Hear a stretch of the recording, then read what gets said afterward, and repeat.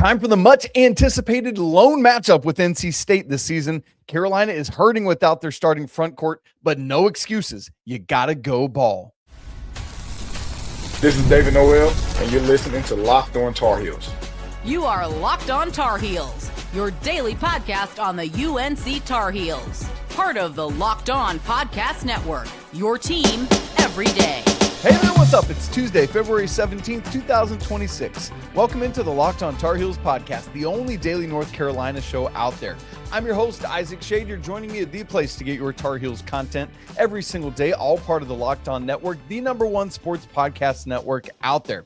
Thanks for making us your first listen or watch on this Tuesday to get your day going the right way. Special shouts to our everydayers, our Locked On Tar Heels Discord members, and of course, our insiders as well. This episode is brought to you by Mazda, who puts that same drive into every detail. Wins define the moment, putting in the work, that defines you. Stay tuned for highlights in this week's Moving the Game Forward. There's more to a Mazda because there's more to you. Carolina, huge opportunity at NC State tonight. Can they circle the wagons again like they did on Saturday and go pick up a win in the Lenovo Center? We'll get to our Four Corners preview for this game, including State's very balanced scoring attack, their onslaught of threes and elite three-point shooting. We'll do that and more in the Four Corners preview. We'll get to know the Wolfpack, other than the one player who we already know very well because he was a Tar Heel last year. Also, in the updated AP poll, Carolina falls back down to 16th after their loss at Miami last Tuesday. Couple updates quickly for you. Remember, the Mingo update is today, 11:40 a.m. Eastern on First Take on ESPN. So that might have already happened as you're listening to or watching this. I'm hoping to be able to go live or do at least something about it because all signs point to Dylan Mingo committing to the Tar Heels today. Also, NC State, we will be live after the game tonight. However, I've got a commitment I've got to do tonight, and so our live postcast will be a little bit later than it would ordinarily be. Stay tuned for time when we will go live, but you want to make sure you don't miss it. Hit the subscribe notification on YouTube. Also hit the bell because that'll give you a notification, a push notification when we go live, and then you can just tap right in. Then you don't miss out. It's an easy way to do it. All right, we haven't done a trivia in a while, but it's time for Trivia Tuesday. I had to do one today. Why? Because it's fun. In the 2000s, the North Carolina Tar Heels and the NC State Wolfpack have played 55 times. How many of those games has NC State won of those 55 matchups in the 2000s? I'll have the answer for you later on in the show. Let's dive right into this thing. North Carolina right now, without Caleb Wilson and maybe without Henri Veesaar, we're just not sure. A couple words from Coach Davis, and I'll get to those in a little bit. But Carolina did what they needed to do against Pittsburgh. And now you just figure out how to attack this next game. How do we match up best against NC State without Caleb Wilson and without maybe Henri Veesaar? What do you do? You'll do that again for Syracuse Saturday. You'll do that again for Louisville next Monday, et cetera, et cetera, et cetera. It's very similar to playing fantasy football. You draft a bunch of guys, but then you got to go week to week and who's performing right now, who's showing up, all of that, and that's who you put into your lineup. That's what Carolina has to do every single game until they get Caleb Wilson back, piece it together, figure out what to do for this game. And this game, oh, by the way, is a game we've been waiting for ever since Will Wade came in and things went wacky in NC State. Sadly, with the new ACC scheduling format, this is the only game between these two teams unless they should play in the ACC tournament or maybe the NCAA tournament.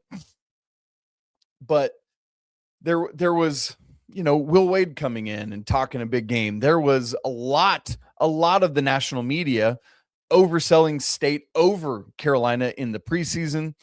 There was all the Van Allen Lubin fiasco and all the Will Wade spouting off and Darion Williams spouting off. And it's like, okay, did you see how that situation actually went? You know who's at fault there, right? Like, come on, what are we doing? And unfortunately, one of the reasons I was so excited about this is because Carolina's front court is just going to dwarf NC State, but that advantage is now gone, at least in part. Obviously, there will be no Caleb Wilson, probably no Henri Veesaar, at least a lessened version of himself.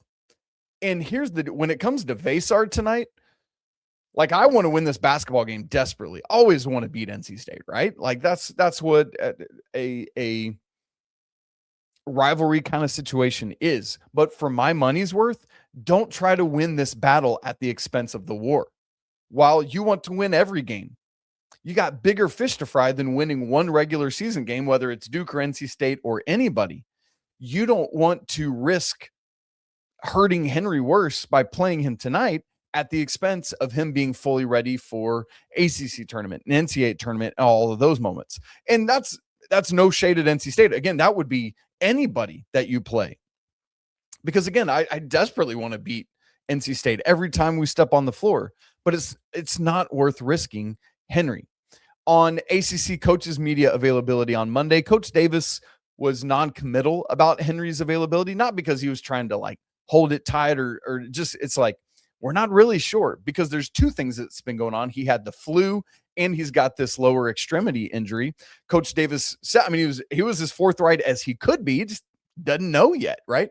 He said Henri, in both regards, Henri's been recovering very well. He said he hadn't seen Henri yet at that point on Monday, but each day he's been progressing from a flu standpoint. Each day he's been progressing from a lower body extremity standpoint. So we'll see if he's ready to go. It's just hard to know. And I hate that front court potentially both being out. Because gosh, like they're starting front court, Van Allen, you know, what is he? 6'8", 6'9", Darion Williams, 6'6", and you've got Henri at 7 foot. You've got Caleb at 6'10", just dwarfing these dudes and putting them in their place. I was looking forward to shutting up Will Wade and all his outlandish claims about Hubert Davis mistreated Van Allen Lubin and misused him. It's like, dude, what? Van Allen Lubin shooting 28% from three. That's why Hubert Davis didn't let it. He's doing that for you this season. Of course not. I was looking forward to putting Darion Williams in his place after he mouthed off preseason about Hubert Davis mistreating Kerwin Walton, who Darion Williams played with at Texas Tech, and Van Allen Lubin as well. Say, bro, you don't know. You weren't there. You weren't part of that situation. It's just the opportunity to do that. It's still possible. It's just severely lessened and reduced without Caleb Wilson and Henri Veesaar. Now, I'm not making excuses, right? Like if State wins tonight and beats Carolina, congrats. Y'all won. If Carolina wins, congrats. Carolina won. Like, you just go out and play with who you got, and that's all you can say. It's just that the luster of the matchup has worn off with no Caleb Wilson in it. That's tough. But that said, is all hope lost at winning this game? Absolutely not. Absolutely not. I mean, plenty of other teams are hurt and playing without some of their better players. You look at Kansas and Darren Peterson. You look at all that. Richie Saunders now out at BYU, and I know AJ DeBance is their best player, but he's part of that big three. All sorts of teams around the country, and so you just got to go out and play. Got to go out and ball. Who knows what Jarin's going to be able to do? Who knows what Zayden's going to be able to do? And you saw what they did Saturday, yes, against Pitt, but can they build on that foundation, grow some confidence, and continue to just play? I don't know. Because interestingly, there is a world in which without Henri, who was the least mobile of the main rotation players, Carolina matches up some of the personnel they're going to be forced to use potentially more capably against NC State because of how they play and the personnel that they have. So maybe is there some blessing in disguise to that? Obviously, you want your best players, but I don't know. We'll see. But end of the day, Carolina clearly without at least their leading scorer and maybe without their second leading scorer, they're missing a world of talent, and all that puts them at a deficit. There's no way around that. This is not the Carolina team that it would be with Caleb Wilson or with a fully healthy Henri Veesaar if he's able to go. So how will they hold up? We'll find out. But you just got to go ball, and that's sports, man. You never know what's going to happen. So the good news is that even without Caleb and maybe without Henri, the Heels might or still do have height advantage in the front court. How does the personnel match up? We'll look to try to see how that goes and get to know some other things as part of our Four Corners preview, all coming up in just a second. Right after I tell you about Mazda, this is Mazda's moving the game forward moment for those who show there's more to the score than what's on screen. One of the things that was really helpful season long, quite frankly, but in the pit win on Saturday is even without those guys is Seth Trimble's leadership shining through. You've got this senior who's been around. He's done it, inevitably has had the injury issue with the broken arm earlier this year. So he's wrestled with that and dealt with that. So he's able to be wisdom and insight to Caleb as Caleb's dealing with an injury right now. And Seth's leadership to say, all right, boys, we're down a couple pieces. Let's go out and do it. That leadership was great on Saturday, and it's going to move the game forward again tonight in Raleigh. How will it wind up? We don't know, but Seth's leadership is valuable and it moves the game forward. That moment reminds us what it takes to really raise the bar. It's extra work off the court. It's dialing in every detail. It's that extra fire, that grit, that I never quit mentality. Mazda puts that same passion into every one of their models. Highlights make the reel, but what it took to get there, that's what makes it count. There's more to a Mazda because there's more to you. This episode is also brought to you by FanDuel. Ever wanted to experience the NBA Finals live and in person? Well, FanDuel is giving you that chance to turn the dream into a reality with their NBA sweepstakes. Here's how it works. You use your profit boost on any NBA future, and you'll be automatically entered for a shot to win an NBA Finals trip for two. That's right. Flights, ticket, the whole enchilada is yours, man. So cool.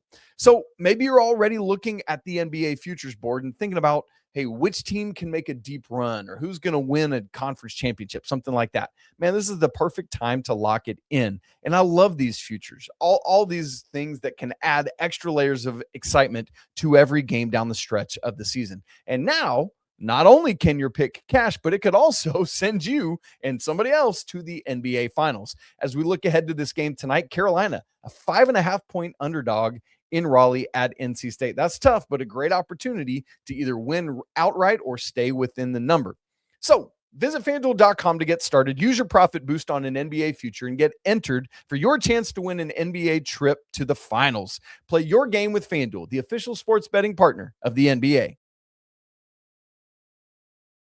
Thanks for making Locked On Tar Heels your first listen or watch of the day. And thanks for making the Locked On Network the #1 sports podcast network out there. You already live your team every day anyway. Now take it up a level and go ad-free. Join the Everydayer Club. Get all sorts of perks. Locked On Tar Heels with no interruptions and members-only Discord access and more. That link's in the show notes, lockedontarheels.supercast.com. Check it out right now. Here's the Four Corners preview. Carolina at NC State tonight. Number one, even without Caleb, and we'll find out more on Henri, Carolina has a size advantage inside. That's the crazy thing about this. Will we see the same starters again? I don't know. Some of it depends on Henri's availability, of course.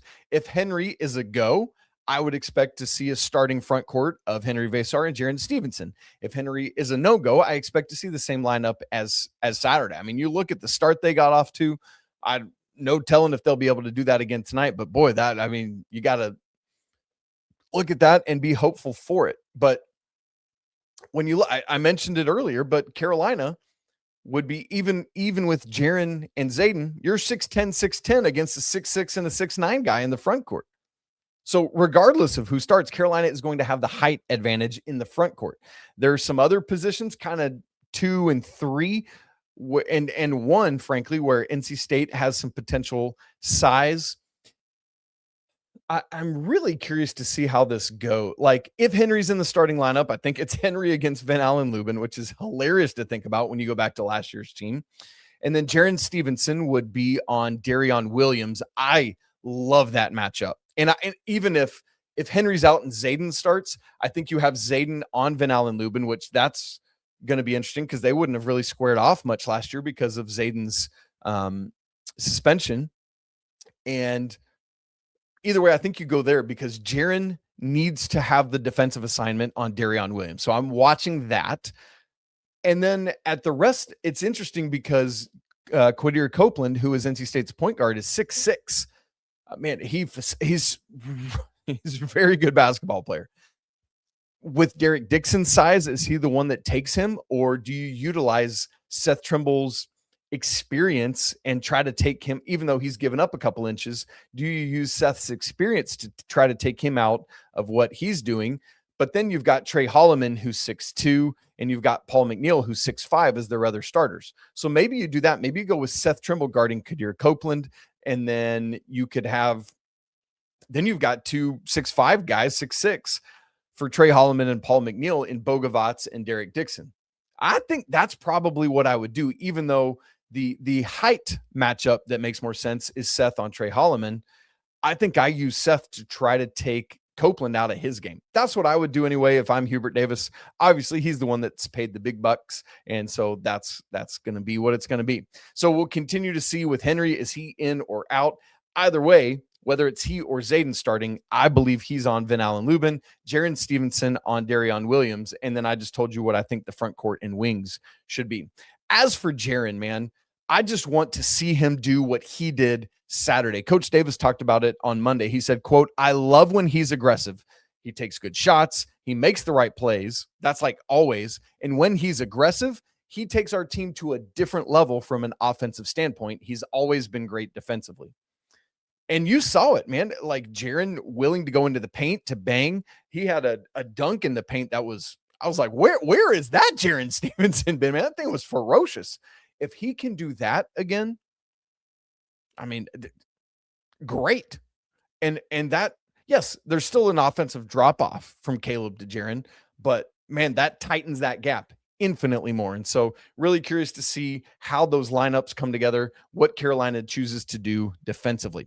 Number 2, NC State presents a very difficult thing offensively for them, defensively for Carolina, because they have this very balanced scoring approach. All 5 of their starters average double figure scoring, and 4 of them average 13 or more points a game. And so it's one of those where on any given night, any of those dudes could be the killer, and you got to figure out how to deal with it. And so much of it, and this is again why I would use Seth here, is so much of that offense is initiated by Quadir Copeland, who leads the ACC in assists at 6.8 a game. He's got 2.7 turnovers a game. So over 2-to-1 assist to turnover ratio. But he's got this playmaking. He can score, he can shoot, he can do a little bit of everything. And they're really crafty with some of their sets and how they get guys free to get shots. And so they've got balanced scoring. One of those is Quadir Copeland, who can just, it's kind of scary what he can bring to the table. Coach Davis was asked about him on Monday, and he basically compared him to Theo Pinson and what Theo can do at 6'6", 6'7", has all that playmaking ability, but is so athletic, can get to the rim and do a bunch of stuff. And so Carolina's got to figure out how to shut him down, cut the head off the beast, and then that helps a lot. If Copeland can get going and is free, or Trey Holloman at the 2, who's played some point guard in his life, like Carolina could be in trouble if they can't shut that water off. If they can, could be in great shape. Number 3, another issue that Carolina has to contend with is NC State's 3-point shooting. As a team, they are shooting 39.4%, which right now, as I record, is 6th in the nation per KenPom. That's elite 3-point shooting. Part of that is that 4 of the 5 starters, Van Allen Lubin being the odd man out, shoot over 40% from beyond the arc. Paul McNeil is 43.5, Quadir Copeland 42.5, Trey Holloman 40.6, and Darion Williams, who came over from Texas Tech, 40.3. I mean, that's crazy to have to contend with. That's where it's nice that Carolina's got the size that they do and all of that. In terms of who takes them the most, the problem is it's Paul McNeil, who is leading the ACC in 3-point shooting, takes the most of them. So their highest volume 3-point shooter is also their highest percentage 3-point shooter. That's a dangerous combination. And man, it just presents a lot of matchup problems. Can Luka defend that? I mean, you would love it if Caleb was in this game, because then Jarin Stevenson would be guarding McNeil at the 3. And it's like, well, his height, his length advantage is going to mitigate so much of what McNeil's able to do and get free. Can Carolina do that? I would imagine Luka's been playing better defensively. I would imagine you're going to have to see some Jonathan Powell on that, and we'll see. Man, I'm very curious to see how Carolina slows down that three-point attack from NC State. It's going to be very difficult to reckon with because, again, they are sixth in the nation right now in three-point shooting. And it's not even just those top four guys. Of their 8 main rotation players, everyone except Van Allen-Lubin is over 35%. And so on any given night, similar to their balanced scoring, even if, let's say, Paul McNeil's off tonight, well, I can almost guarantee not all 6 of the other guys are going to be off. Somebody's going to be hitting, and you just got to run them off the three-point line. That's the get up into their jelly, make them drivers. Well, when Ven is your big, they're kind of trying to spread things and attack as well, as Carolina will be trying to do. That's what makes this matchup with potentially Henry out and with Caleb out interestingly intriguing, since they're going to have similar plans of attack, these two teams. Obviously, NC State much more capable from beyond the arc. Yikes. Fourth in our Four Corners preview, both of these teams take care of the ball very, very well. They're 12th and 13th in the nation, respectively, in turnover percentage, meaning 12th fewest in turnover percentage for Carolina, 13th fewest in turnover percentage for NC State. So one of the things to watch is who lives up to that season average tonight. Can one of the teams force the other into more turnovers? Well, you hate to say it, but you look at it and you fear that NC State is the team that could inflict more damage. Carolina season just doesn't force a lot of turnovers, doesn't get a bunch of steals, while NC State, Coach Davis talked about their defensive disruption on the ACC coaches call on Monday. And he said, quote, they do a really good job of getting steals and deflections. They disrupt you on the defensive end, not allowing you to feel consistently like you're in a rhythm on the offensive end. And so them not turning the ball over at home, being a team that is really disruptive. Thankfully, Carolina's got multiple guys that can handle well, but you worry about that. That's something you got to plan for. And so there is a lot that NC State does really well that gives me a lot of pause, a lot of concern that Carolina could go in and it could be a bad night if they are not ready to show up and go, particularly shorthanded. We'll find out later on tonight. Now, what exactly does NC State look like in year one of the Will Wade era? Of course, outside of Van Allen-Lubin, we know what he brings to the table. We'll look at the rest of the Wolfpack, how their season's gone, all coming up in just a second.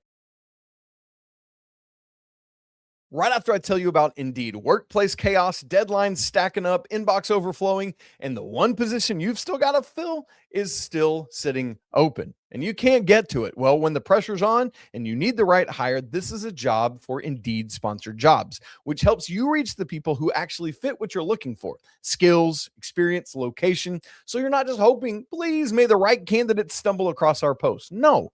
Here's a stat that says it all.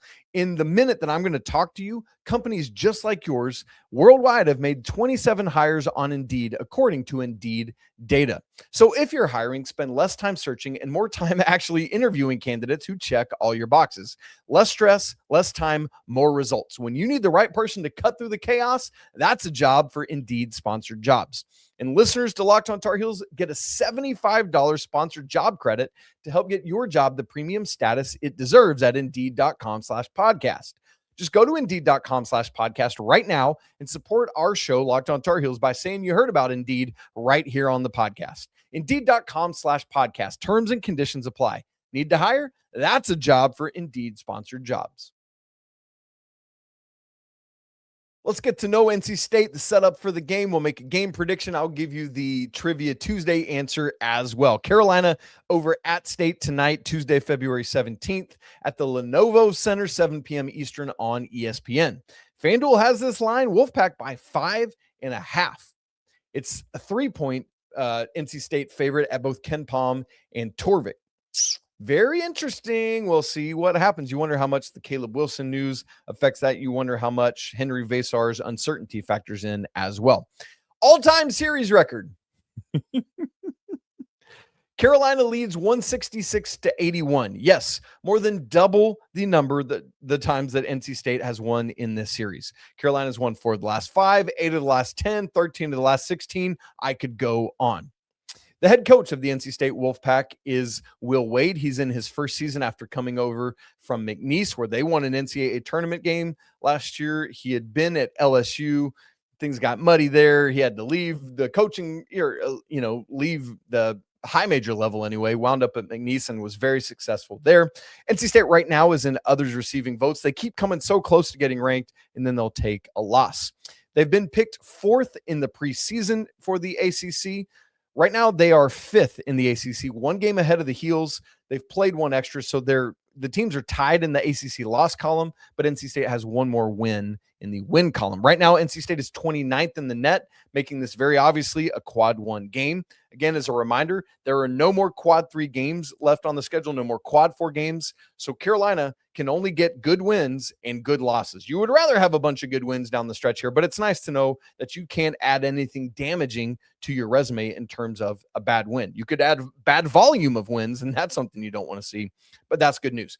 NC State, very similar at both Ken Pom and Torvik, 31st at Ken Pom, 30th at Torvik. 21st in offensive efficiency at Ken Pom, 28 at Torvik, and 47 at both in defensive efficiency. And those numbers, as a reminder, are very similar to Carolina. The Tar Heels right now, as we record, 24th in offensive efficiency, 44th in defensive efficiency. So these teams, a lot of those numbers line up, man. I'm telling you right now. NC State comes into the game 18-8 overall. They're 9-4 in ACC play. They had reeled off 6 straight wins, but they've lost their last 2. They got, you might remember, just boat raced at Louisville last Monday, 118-77. That was the Michael Brown Jr. game. Ain't nobody was stopping him on that night. NC State or Houston or anyone, Louisville was going to win that basketball game. And then they lost at home to Miami over the weekend, kind of a collapse. They were up 7 with a minute to go, and Miami did the things they needed to do to win that basketball game. Their results, best non-conference wins were VCU, Boise State, Liberty, and Ole Miss. Oddly, that Ole Miss win was their only high major win of non-conference play. Their non-con losses were Seton Hall, Texas, at Auburn, and versus Kansas in overtime there in Raleigh. And so, okay. But they've been playing better in ACC play. ACC wins over Wake Forest at home, at Boston College, at Florida State, at Pitt, versus Q's at home, at Wake Forest. None of those really stand out to me, but their 3 biggest wins, I would say, are at Clemson in overtime, at SMU, where Carolina couldn't go win, and then home to Virginia Tech. And so those 3 are, they're, in my opinion, their best wins of the season. ACC losses, home to Virginia, home to Georgia Tech, that's a bad loss, at Louisville, and then the Miami loss as well. Usual starters, we've already named them all, but this group has started 18 of their 26, so I expect them to be the starters tonight. Quadir Copeland, a 6'6", 220-pound point guard. That's the thing, is he brings some heft to it. As a reminder, I already said it, but he leads the ACC in assists per game. Trey Holloman, 6'2", 195 at the shooting guard position. Paul McNeil, essentially the lone returner from last year, 6'5", 190. As I said previously, he leads the ACC in three-point shooting, 43.5%. Darion Williams comes over from Texas Tech. He's 6'6", 225. Leading scorer for this team at 14.2. He's a dude. I really like the thought of Jarin Stevenson having the main defensive assignment on him. I think that'll be helpful. And then at the 5, our guy, Ben Allen Lubin, 6'9", 250. He's their leading rebounder at 7.1 per game. And he, another ACC leading number, leads the ACC in field goal percentage at 68.4. So NC State has a bunch of dudes leading the ACC in various categories, a lot to contend with. There are 3 main backups coming off the bench. Matt Abel, he's a 6'6 freshman.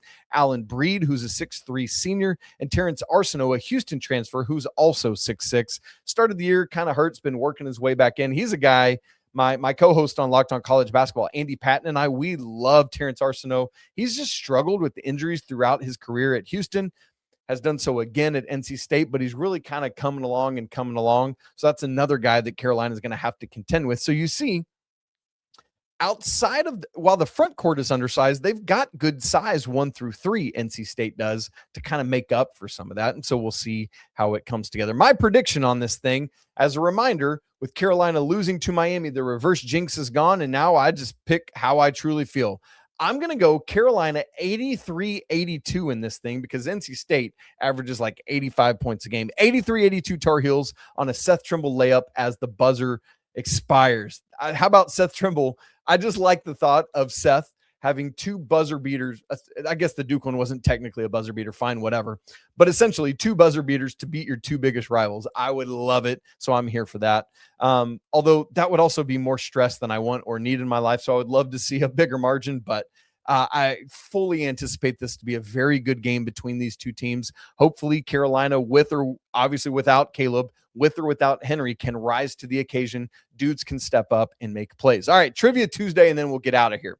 As a reminder, Carolina and State have played 55 times in the 2000s.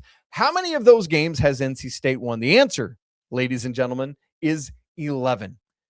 20% of the times Carolina and State have played in the 2000s, the Wolfpack have won. Or said a different way, Carolina has won 80% of the matchups, 44 of them in the 2000s.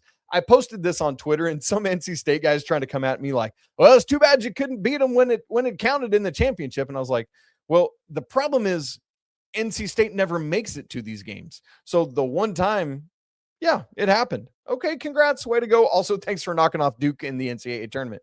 You won that one. You haven't played Carolina in other meaningful games, else you would have been stomped. I got no time for that. Thanks so much for being here with us on a Tuesday. As a reminder, we will be live at some point after the Dylan Mingo news is announced. We will be live tonight, later than typical after the game because of a previous commitment I have tonight. But we will be live, win or lose. Hopefully it's a party, not a therapy session, but we will see.